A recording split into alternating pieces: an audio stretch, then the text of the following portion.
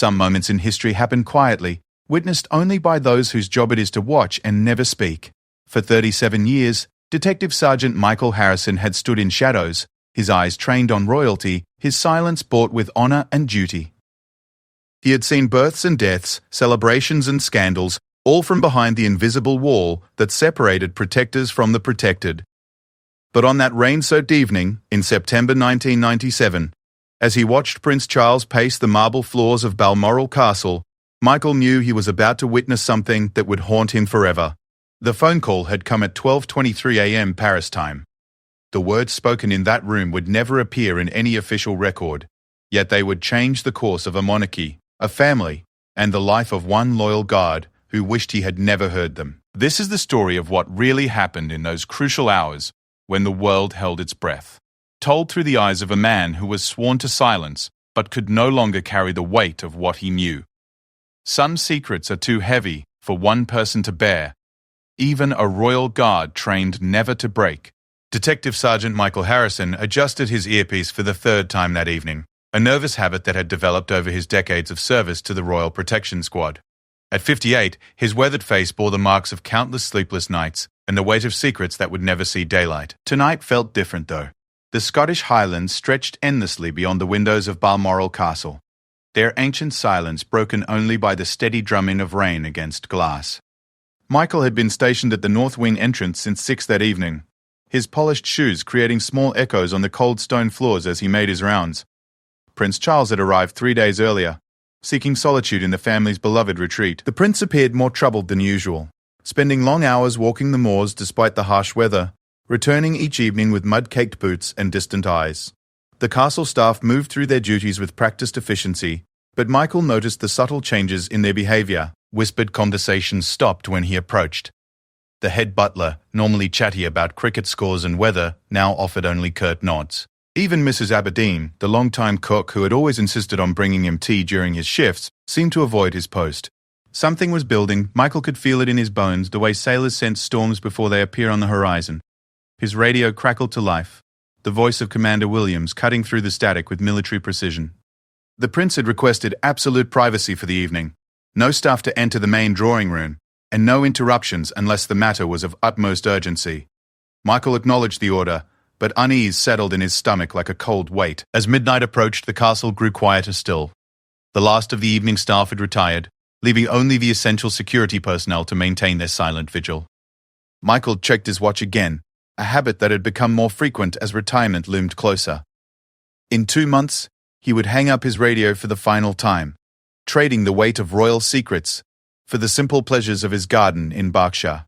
The grandfather clock in the main hall chimed 12 times, its deep bronze voice echoing through empty corridors. Michael was beginning his hourly security check when he heard footsteps on the marble staircase. Prince Charles descended slowly, his silhouette moving through patches of moonlight that filtered through tall windows. He wore a simple sweater and trousers, his usual formal bearing replaced by something more human, more vulnerable. Michael stepped back into the shadows, following protocol that made him nearly invisible unless his protection was needed. The prince moved through the drawing room with restless energy, picking up books and setting them down, adjusting paintings that hung perfectly straight, pausing at windows to stare into the darkness beyond. His hands trembled slightly, though whether from cold or emotion, Michael could not tell. The secure telephone on the mahogany desk had remained silent all evening, but now it seemed to command the prince's attention. Charles stood before it for several minutes, his fingers drumming against the desk's polished surface. When it finally rang, the sharp sound cut through the silence, like a blade. The prince answered on the second ring, his voice barely above a whisper. Michael could not make out the words from his position, but the conversation was brief. When Charles replaced the receiver, he stood motionless for a long moment before moving to the fireplace.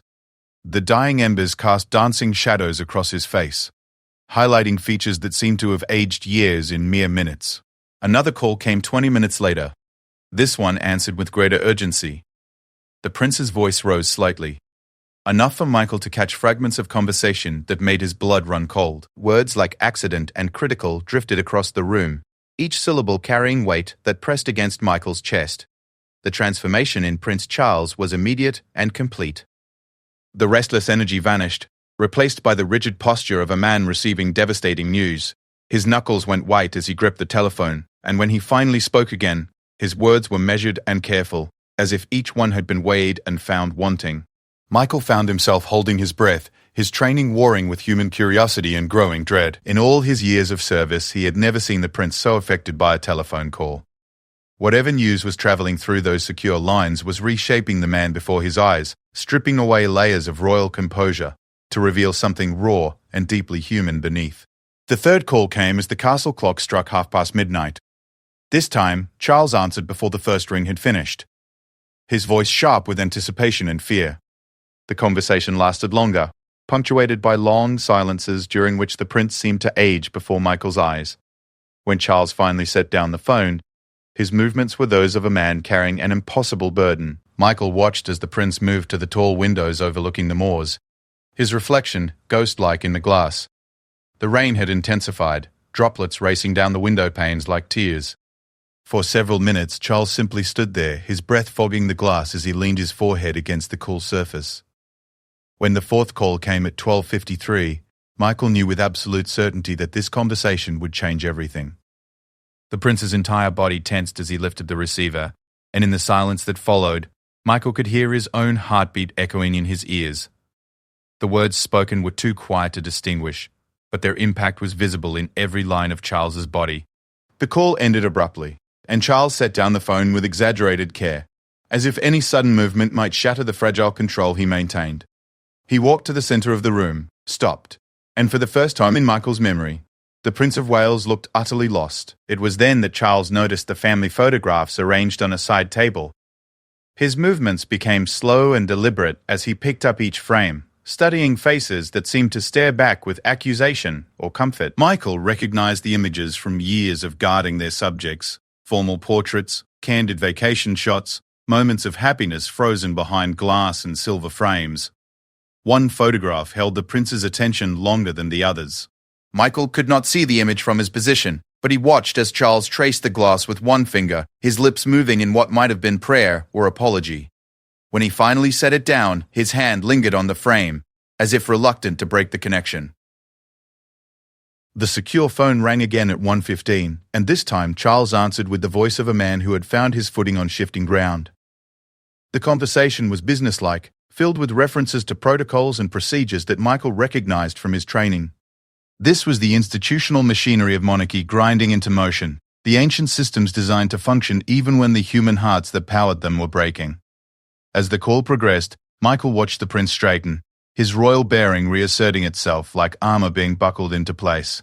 The transformation was remarkable and heartbreaking, a masterclass in duty overwhelming personal feeling. By the time Charles hung up the phone, he was once again the heir to the throne, his private grief locked away behind centuries of protocol. But Michael had seen the moments in between, the raw humanity that protocol could never quite contain. He had witnessed the exact instant when everything changed, when news traveled through telephone lines to reshape a life, a family, and ultimately a kingdom. The weight of that knowledge settled into his bones, joining the collection of royal secrets he carried like stones in his pockets. The prince made one final call as the clock approached 2 a.m.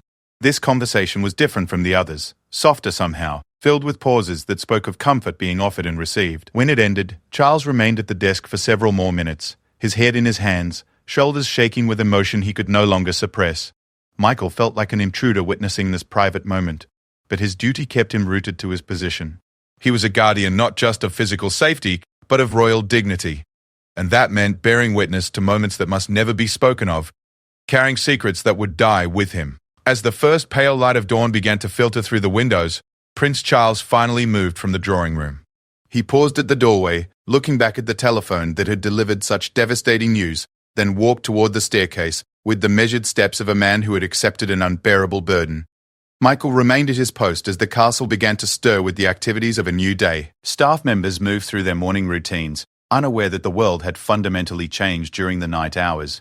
The secure telephone sat silent on its mahogany desk, giving no hint of the conversations that had reshaped history. But Michael knew.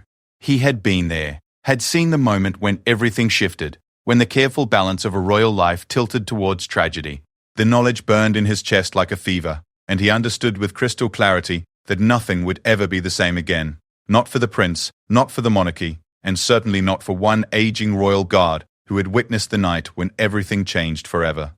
The morning brought chaos disguised as routine. Michael watched from his position as staff members scurried through corridors with the controlled panic of people trying to maintain normalcy while their world crumbled around them. The head butler, Mr. Pemberton, appeared at 7 sharp, his usual pristine appearance slightly disheveled, his eyes carrying the weight of someone who had received urgent calls before dawn. Within an hour, Balmoral transformed from peaceful retreat to command center. Black vehicles began arriving through the main gates, their occupants moving with the purposeful efficiency of crisis management. Michael recognized several faces from Buckingham Palace, senior advisors and protocol officers who were rarely seen outside of London unless something catastrophic had occurred. Prince Charles emerged from his private quarters at 8:30, and Michael was struck by the transformation. The vulnerable man he had observed through the night had vanished, replaced by the polished figure the public knew. Every hair was in place, his clothing impeccable, his bearing that of someone prepared to face whatever storm awaited. Only his eyes betrayed him, carrying shadows that no amount of royal training could completely hide. The prince's first meeting took place in the oak-panelled study, a room Michael knew well from years of standing guard outside its heavy doors. Through the thick wood, he could hear the low murmur of urgent conversations, punctuated by moments of silence that felt heavier than words. Occasionally, voices would rise just enough for Michael to catch fragments, references to media management and public response that painted a picture of institutional machinery grinding into motion. Commander Williams appeared at Michael's elbow, his face grim beneath his carefully maintained professional demeanor. The two men had worked together for over 15 years, sharing the peculiar bond of those who guard secrets for a living. Williams's presence always meant complications, and today his very posture screamed of unprecedented challenges ahead. The commander's briefing was delivered in clipped, military tones that revealed more through what they omitted than what they included. Security protocols were being elevated immediately. No unauthorized personnel would be permitted near the prince. All communications would be monitored and filtered through designated channels only. The castle was to be sealed tighter than a vault, its inhabitants protected not just from physical threats, but from the storm of attention that was already building beyond their walls. As William spoke, Michael caught glimpses of activity through the study windows. Television vans were being turned away at the main gates, their satellite dishes and cameras pushed back beyond the property lines. But Michael knew this was only a temporary reprieve. The media machine, once awakened, would not rest until it had consumed every available detail, true or fabricated. The second meeting of the day brought different faces, older men with the bearing of establishment power. Michael recognized Lord Chamberlain among them, along with the prince's private secretary and several others, whose identities remained hidden behind titles and discretion. Their discussion lasted nearly 3 hours, and when they finally emerged, each man looked as if he had aged a decade in a single morning. Prince Charles appeared briefly in the corridor following this meeting, his face set in lines of grim determination. He paused near Michael's position, and for just a moment, their eyes met. In that instant, Michael saw something he had never witnessed in all his years of service. A plea for understanding. Perhaps even forgiveness. From a man who was about to make decisions that would ripple through generations. The afternoon brought phone calls that never seemed to end. Michael could hear the constant ringing through the study doors, each call seeming to demand immediate attention and careful consideration. The prince's voice, when it could be heard, carried the weight of someone negotiating his way through a minefield where every step might trigger an explosion. Aberdeen appeared with tea service at 3 o'clock, her usual cheerful demeanor replaced by professional concern. She had worked at Balmoral for over 20 years, had seen the royal family through celebrations and sorrows, but today she moved with the careful steps of someone walking on broken glass. The silver tea service rattled slightly in her hands, a sound that would normally be unthinkable for someone of her experience and skill. As she prepared to enter the study, Mrs. Bulwer craved a side pea. Aberdeen caught Michael's eye. The look they shared conveyed volumes. The understanding that they were both witnesses to something that would define the rest of their lives, that their roles as servants had unexpectedly made them custodians of history. The weight of that responsibility sat heavily on both their shoulders. The evening news broadcasts began at 6, and even from his position in the corridor, Michael could hear the urgent tones of newscasters delivering reports that would reshape public consciousness. The staff had gathered in the servants' hall to watch, their faces reflecting the gravity of events unfolding, both within the castle walls and in the wider world beyond. Prince Charles made his final appearance of the day just after sunset.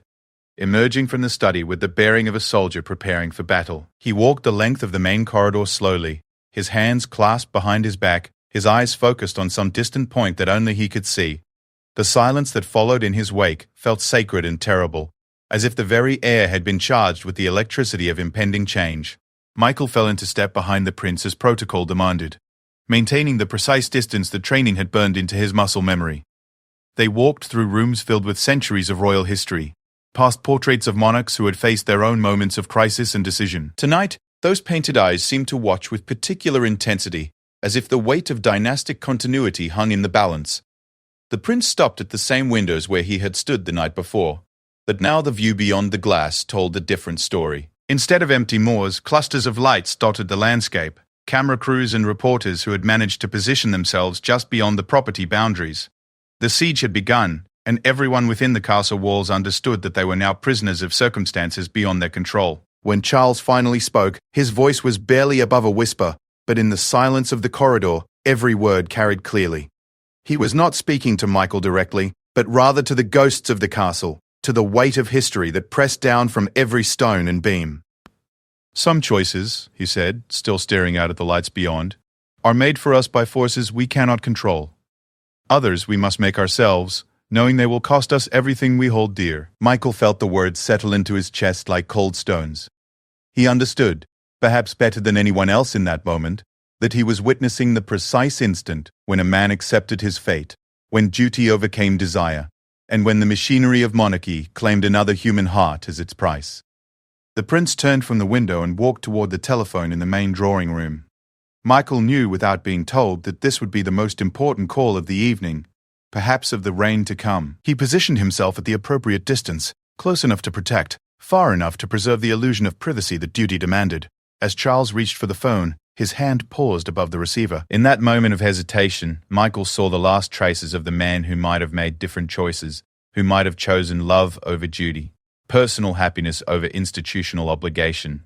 But the moment passed, and when the prince lifted the receiver, he did so with the steady hand of someone who had accepted his destiny. The conversation that followed would never appear in any official record, would never be acknowledged by palace spokespeople, or documented in the histories that would be written about this night. But Michael heard every word, watched every gesture, and understood that he was witnessing the moment when everything truly did change forever. When the call ended, Prince Charles replaced the receiver with careful precision and walked to the fireplace. The flames had died to glowing embers, but they still cast enough light to illuminate his face. For just a moment, the royal mask slipped completely, revealing a man who had just sacrificed everything he thought he wanted for everything he believed he owed. Michael remained at his post as the prince retired for the evening. But sleep would not come easily to either man. Outside, the lights of the media encampment grew brighter, and inside the castle, the weight of decisions made and prices paid settled into every corner, like darkness itself. The loyal guard understood that he had witnessed something that would haunt him for the rest of his days, had seen the exact moment when duty triumphed over desire, and when the personal cost of royal service was measured not in comfort or freedom, but in the surrender of the heart itself. Tomorrow would bring new challenges, new decisions, and new prices to be paid, but tonight belonged to the terrible quiet that follows when everything changes and nothing will ever be the same again. Dawn broke grey and unforgiving over Balmoral, matching the sombre mood that had settled over the castle like morning mist. Michael had barely slept, spending most of the night replaying the conversations and decisions he had witnessed. His reflection in the bathroom mirror showed a man who looked older than his 58 years, eyes carrying the burden of secrets that grew heavier with each passing hour. The morning shift change brought new faces, but the same atmosphere of controlled tension. Younger guards moved with the hyper-alert efficiency of men who knew they were part of something historic, even if they couldn't yet grasp its full significance. Michael briefed his replacement on the security protocols that had been implemented overnight, but found himself unable to convey the deeper currents of change that ran beneath the surface of official procedure. Prince Charles appeared punctually at 7:30, dressed in a formal morning suit that proclaimed his readiness to face whatever the day might bring. His breakfast was taken in the small dining room overlooking the gardens, but Michael noticed that he ate very little, spending most of the meal staring out at the grounds where he had walked freely just days before. Those walks were now impossible. The perimeter was ringed with telephoto lenses waiting to capture any glimpse of the man at the center of the storm. The first delegation arrived at 9 o'clock sharp. 3 black sedans swept through the main gates in formation, their occupants emerging with the purposeful stride of people accustomed to managing crises. Michael recognized the Archbishop of Canterbury among them, his presence lending gravity to what was already a moment of unprecedented weight. Behind him came men whose faces Michael knew from newspaper photographs, senior government officials whose involvement suggested that this was no longer merely a family matter, but an affair of state. The meeting convened in the castle's formal reception room, a space normally reserved for ceremonial occasions and state functions. Through the tall windows, Michael could see the media encampment had grown overnight, with satellite trucks now forming a small village beyond the property gates. The contrast between the ancient dignity of the castle interior and the modern circus gathering outside seemed to symbolize the collision of old world and new that was reshaping the very nature of monarchy. As the hours passed, Michael began to recognize patterns in the comings and goings of various officials. Legal advisors arrived with briefcases that never left their sides. Protocol experts consulted thick volumes of precedent and procedure. Communication specialists worked phones that connected to every major news organization in the world. Each group brought its own urgent concerns, its own vision of how the crisis should be managed, but all were united in their understanding that the decisions made in this room would echo through history. Prince Charles moved through these consultations with a composure that Michael found both admirable and heartbreaking. The man who had shown such raw emotion in the privacy of night had transformed himself into the perfect instrument of institutional necessity. Every gesture was measured, every word carefully chosen, every expression calibrated to convey exactly the right message to exactly the right audience. But Michael, trained to observe and protect, could see the cost of this performance. In the brief moments between meetings when the prince thought himself unobserved, his shoulders would sag slightly and something vulnerable would flicker across his features. These glimpses of humanity made his public composure all the more remarkable and tragic. The afternoon brought a different kind of visitor. A woman in her 60s arrived alone, her modest dress and simple handbag marking her as someone who belonged to a different world than the power brokers and officials who had preceded her. Michael didn't recognize her immediately, but the way Prince Charles rose to greet her, the genuine emotion that crossed his face, told him this was someone of profound personal importance. Their conversation took place in the castle's private sitting room, away from the formal spaces where matters of state were being discussed. Through the closed door, Michael could hear the rise and fall of voices engaged in what sounded more like comfort than consultation. When the woman finally emerged, her eyes were red with tears, and she clutched a handkerchief in one hand as if it were an anchor in turbulent seas. Prince Charles escorted her personally to the main entrance, a breach of normal protocol that spoke to the significance of her visit. As her car disappeared down the castle drive, the prince stood in the doorway for several minutes, watching until even the dust had settled. When he finally turned back inside, his face carried a sadness so profound that Michael felt like an intruder for having witnessed it. The evening brought the most difficult meeting of all. The other members of the royal family arrived as darkness fell over the Scottish countryside, their faces grim with the knowledge of what lay ahead. Michael had protected these people for years, had watched them navigate the complexities of public life with varying degrees of success. But tonight they moved like mourners approaching a funeral, rather than royals attending a family gathering. The family conference lasted well into the night, punctuated by raised voices that carried through even the thick castle walls. Michael could not make out specific words, but the emotional weight of the conversation was unmistakable. These were people grappling with decisions that would affect not just their own lives, but the institution they had been born or married into serving. During a brief recess, Michael encountered the Queen's private secretary in the main corridor. The man, normally unflappable in his dedication to royal protocol, looked shaken by whatever he had witnessed in the family meeting. He stopped beside Michael, and for a moment, 2 servants of the crown shed a look of mutual understanding about the burden they carried as witnesses to history. 30 years I've been doing this job, the secretary said quietly, his voice barely above a whisper. Seen the family through marriages and divorces, scandals and celebrations. But this is different. This will change everything about how monarchy works in the modern world. Michael nodded, recognizing the truth in those words. They were all part of something that would be studied by historians, analyzed by constitutional experts, and debated by commentators for decades to come. But in the moment, they were simply men watching other human beings navigate the most difficult decisions of their lives. The family meeting concluded near midnight with what sounded like reluctant agreement rather than unanimous consensus. As the various family members departed, Michael noticed how they moved past each other with careful formality, as if the evening's discussions had erected invisible barriers between people who had once shared easy familiarity. Prince Charles was the last to leave the meeting room, and he did so with the bearing of someone who had accepted a verdict rather than participated in a decision. His walk back to his private quarters was slow and deliberate, each step seeming to carry the weight of inevitability. Michael followed at his prescribed distance, maintaining the invisible presence that was both his duty and his burden. At his door, the prince paused and turned toward Michael. For a moment, the guard thought he might speak, might acknowledge the strange intimacy of their shared witness to these historic events. But royal training held firm, and Charles simply nodded, a gesture that somehow conveyed both gratitude and apology before he disappeared into his private chambers. Michael completed his rounds with mechanical precision, but his mind was consumed by the magnitude of what he had observed. In less than 48 hours, he had watched a man grapple with news that shattered his world, make decisions that sacrificed personal happiness for public duty, and accept a future that bore little resemblance to anything he might have chosen for himself.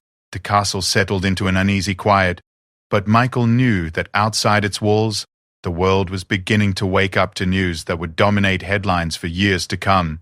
Television producers were already planning special broadcasts. Newspaper editors were clearing front pages for stories that would require new categories of significance. The machinery of modern media was spinning up to consume and disseminate every detail of the drama that had played out in these ancient rooms. As his shift neared its end, Michael found himself standing in the same corridor where he had watched Prince Charles receive those devastating phone calls. The space felt different now, charged with the memory of conversations that had reshaped the future of a 1,000-year-old institution. He understood that he had been present at a turning point in history, had witnessed the exact moment when everything truly did change forever. Tomorrow would bring new challenges, new decisions, and new prices to be paid. But tonight belonged to reflection on the terrible weight of duty, the cost of service, and the moment when a loyal guard realized that some secrets are too heavy for one person to carry alone. The transformation he had witnessed was complete, but its consequences were only beginning to unfold. The third day brought an atmosphere Michael had never experienced in all his years of royal service. Balmoral Castle, traditionally a sanctuary where the royal family could escape public scrutiny, had become the epicenter of a media storm unlike anything in modern British history. The normally peaceful Scottish grounds were surrounded by a circus of satellite trucks, camera crews, and reporters from every corner of the globe, all waiting for any glimpse of the man at the center of their attention. Michael's morning briefing revealed the scope of the challenge they now faced. Intelligence reports indicated that paparazzi photographers were attempting to breach the estate's boundaries, using everything from helicopters to telephoto lenses capable of capturing images from miles away. Additional security personnel had been rushed from London, transforming the castle into something resembling a military compound rather than a royal residence. Prince Charles emerged from his private quarters at precisely 8 o'clock, his appearance immaculate despite the obvious strain of recent days. Michael noted how the prince's public persona had become even more rigid, every gesture calculated to reveal nothing of the emotional turmoil that had played out in private. The transformation was remarkable and deeply unsettling, watching a human being disappear behind the armor of institutional necessity. The morning's first visitor was the Prime Minister himself, arriving with a motorcade that spoke to the constitutional significance of the moment. Michael had guarded many important meetings over the years, but few carried the weight of this encounter between the head of government and the heir to the throne. Through the oak panels of the study door, he could hear the low murmur of voices discussing matters that would reshape the relationship between crown and state. As the meeting progressed, Michael became aware of other conversations taking place throughout the castle. Staff members whispered in corridors, their usual discretion overwhelmed by the magnitude of unfolding events. Even the most senior servants, trained to maintain absolute confidentiality, seemed shaken by their proximity to history in the making. Mrs. Aberdeen appeared at Michael's post with tea service, her hands trembling slightly as she balanced the silver tray. In all his years of service, he had never seen the veteran housekeeper display anything but perfect composure. The sight of her vulnerability somehow made the crisis more real than all the official briefings and security protocols. 43 years I've worked for this family, she whispered as she prepared to enter the study. Seen them through everything you could imagine. But this feels different, Mr. Harrison. This feels like the end of something we'll never get back. Her words echoed in Michael's mind as the day progressed. He was beginning to understand that they were all witnesses to more than just a personal crisis or even a constitutional challenge. They were watching the conclusion of one era and the painful birth of another, with all the uncertainty and loss that such transitions inevitably bring. The Prime Minister's departure at noon marked the beginning of a new phase in the crisis. Within minutes of his motorcade disappearing down the castle drive, Michael noticed increased activity among the communications staff. Secure telephone lines buzzed with urgent conversations, while protocol officers consulted thick volumes of precedent and procedure. Prince Charles spent the afternoon in what Michael recognized as preparation mode, the careful orchestration of mind and manner that preceded any major public appearance. But today's preparation felt different, heavier somehow, as if the prince were arming himself for battle rather than simply fulfilling another royal obligation. The turning point came at 4 o'clock when a small convoy arrived carrying representatives from every major television network. Michael watched from his position as these media executives were escorted into the castle's formal reception room, their presence transforming what had been a family sanctuary into something resembling a television studio. The negotiations that followed were unlike anything Michael had previously witnessed. Through the partially open door, he could observe Prince Charles seated at the head of a long table, surrounded by advisors and media representatives engaged in discussions that would determine how the crisis would be presented to the world. Every detail seemed to matter: timing, location, even the specific words that would be used to convey decisions that had already been made in private. As evening approached, the castle's great hall was transformed into an impromptu broadcast center. Technical crews worked with quiet efficiency to install cameras and lighting equipment, their presence somehow making the ancient space feel both more important and less sacred. Michael found himself thinking about all the historic moments that had played out in this room over the centuries, wondering if any had carried quite the same weight as tonight's events.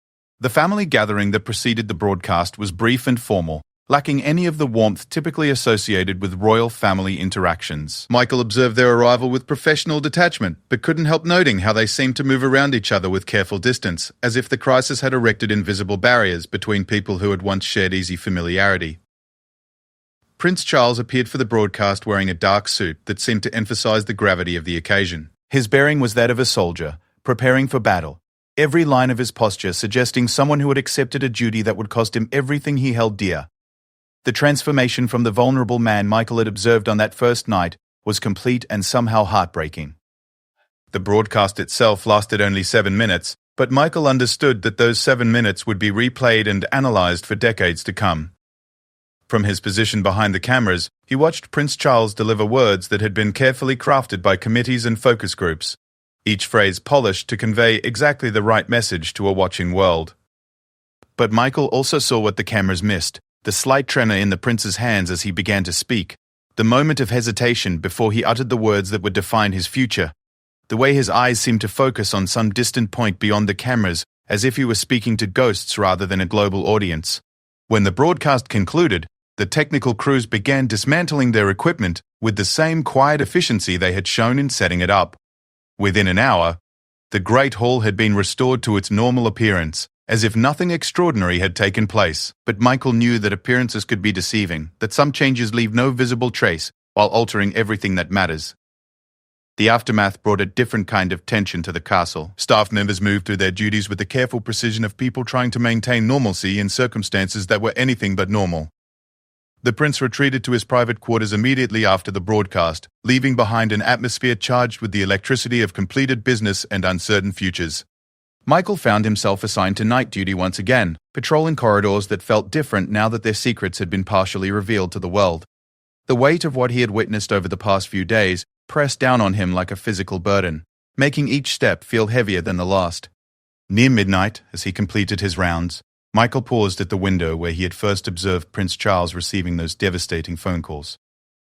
The media encampment beyond the gates had grown even larger, its lights creating an artificial daylight that seemed to mock the natural rhythms of day and night. He thought about Mrs. Aberdeen's words from that morning, about endings and beginnings, about the price of service and the weight of duty. Tomorrow would bring new challenges and fresh scrutiny, but tonight belonged to reflection on what they had all witnessed, the moment when everything changed, when duty triumphed over desire, and when a loyal guard realized that some secrets become part of history, whether we want them to or not. The castle settled into an uneasy quiet, but Michael knew that beyond its walls, the world was already beginning to process and debate the events of recent days. Editorial writers were crafting opinions that would shape public understanding. Historians were placing these events in context with centuries of royal precedent. The machinery of analysis and interpretation was spinning up to consume every detail of what had transpired in these ancient rooms. As his shift neared its end, Michael understood that he would carry the weight of these days for the rest of his life. He had been witness to a transformation that went far beyond individual tragedy or personal sacrifice.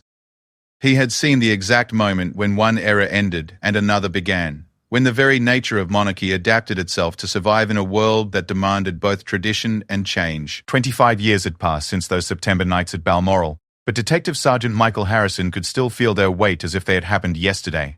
Now 73 years old, he sat in the garden of his Berkshire cottage, watching autumn leaves fall like memories onto the carefully tended lawn that had become his refuge from a world that never stopped asking questions he could never answer. The cottage had been his sanctuary since retirement, a place where the burden of royal secrets could rest quietly among rose bushes and vegetable plots. His wife, Margaret, had learned long ago not to press him about the things he had witnessed during his decades of service. She understood that some silences were sacred, that some stories belonged to history rather than to the men who had lived them. But today felt different. The letter that had arrived in the Morning Post lay open on the garden table beside his teacup, its official letterhead carrying news that had stirred memories he had spent years trying to quiet. Prince Charles was to be crowned king in 6 months' time, and the palace was reaching out to veterans of the Royal Protection Squad, inviting them to participate in the historic ceremony.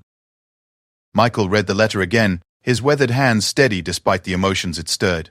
The formal language spoke of duty and honor, of service that had helped preserve the monarchy through times of challenge and change. But between the official phrases, Michael heard echoes of those nights when he had watched a man sacrifice everything personal for everything institutional, when duty had triumphed over desire in the most profound and painful way imaginable. The garden around him showed the results of 2 decades of careful cultivation. But Michael's mind wandered to those Scottish moors where he had last served in the shadow of Balmoral's ancient walls. He could still see Prince Charles standing at those tall windows, still hear the urgent ringing of secure telephone lines, still feel the weight of secrets that had shaped not just one man's destiny, but the future of a 1,000-year-old institution. Margaret emerged from the kitchen carrying fresh tea and biscuits, her presence grounding him in the present moment. At 71, she moved with the careful grace of someone who understood both the fragility and resilience of human hearts. She had been his anchor through the difficult years after retirement, when the absence of royal secrets had left a strange emptiness in his life. "The palace letter has stirred up the old memories, hasn't it?" she asked gently, settling into the chair beside him. Their garden conversations had become a ritual over the years, a safe space where Michael could hint at the weight he carried without violating the oaths that still bound him, even in retirement. Michael nodded, unable to trust his voice for a moment. The transformation he had witnessed all those years ago seemed more remarkable now than it had then. The vulnerable man who had received those devastating phone calls had indeed become the king he was destined to be, had navigated decades of public scrutiny and private challenge with a dignity that spoke to the triumph of duty over personal desire. "I keep thinking about that night," he finally said, his voice barely above a whisper. "How different everything might have been if the phone calls had brought different news, if the decisions had fallen another way. One conversation, lasting maybe 10 minutes total, and it changed the course of everything that followed." Margaret reached across the table to touch his hand, understanding more than her words could ever convey. She had lived with the shadow of those unspoken events for 25 years, had watched her husband carry their weight with the stoic dignity of a man who understood that some burdens were his alone to bear. The afternoon post brought newspapers filled with speculation about the coming coronation, analysts and commentators already crafting narratives about what the new reign might bring.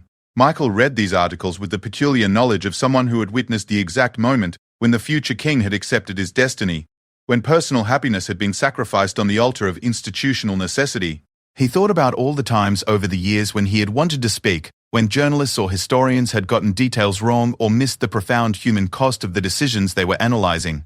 The weight of correcting the record had pressed against his chest like a physical force, but the oaths he had taken were stronger than his desire to set the story straight. As evening approached, Michael found himself walking the perimeter of his garden, following a path worn smooth by years of contemplative circuits. Each step seemed to echo with memories of those castle corridors where he had first understood the true price of royal service. The scent of late roses and wood smoke created a peaceful atmosphere that stood in sharp contrast to the emotional turbulence of his memories. The decision, when it came, felt as inevitable as autumn following summer. Michael returned to the garden table where the palace invitation still lay open, its formal phrases now seeming like a direct challenge to the silence he had maintained for 25 years. The coronation would mark not just the beginning of a new reign, but perhaps the end of his guardianship of secrets that belonged as much to history as they did to the institution that had created them. That evening, Margaret found him in his study, surrounded by photo albums and memorabilia from his years of royal service. The images told the public story, formal ceremonies, state occasions, moments of pomp and circumstance, where he appeared as a uniformed figure in the background. But they could not capture the private moments, the human drama that had played out behind closed doors and drawn curtains. "You're thinking about writing it down, aren't you?" Margaret asked, her voice carrying 25 years of patient understanding. "About those nights at Balmoral, about what you saw and heard." Michael looked up at his wife, seeing in her face the wisdom that had sustained him through decades of carrying other people's secrets. She had always known this moment would come, had understood that some stories demand to be told, even when their telling violates every oath of silence their keepers have taken. "Not for publication," he said carefully. "Not to betray confidences or satisfy public curiosity. But maybe for history.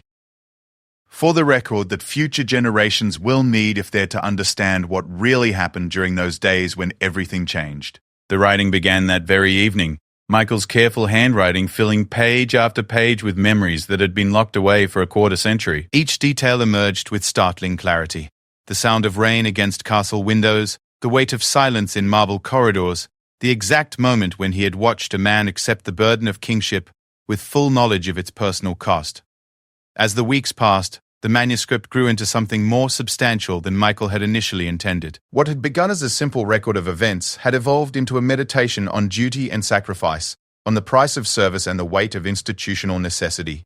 He found himself writing not just about what he had observed, but about what those observations had meant to him as a man sworn to protect secrets that had shaped the course of history. The coronation approached with all the pageantry that such occasions demand, but Michael found himself declining the palace invitation.